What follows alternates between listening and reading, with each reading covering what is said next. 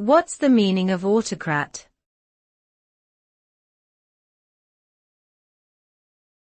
Autocrat.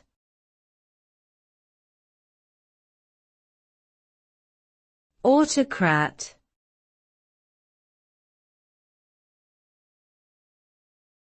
Autocrat.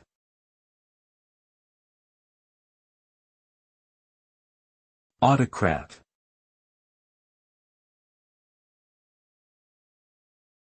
An autocrat is a ruler who holds absolute power and authority, often without any checks or limitations on their power.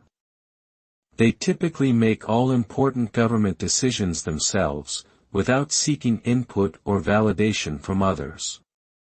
This can lead to a highly centralized and authoritarian system of government, where individual freedom and democracy are severely restricted.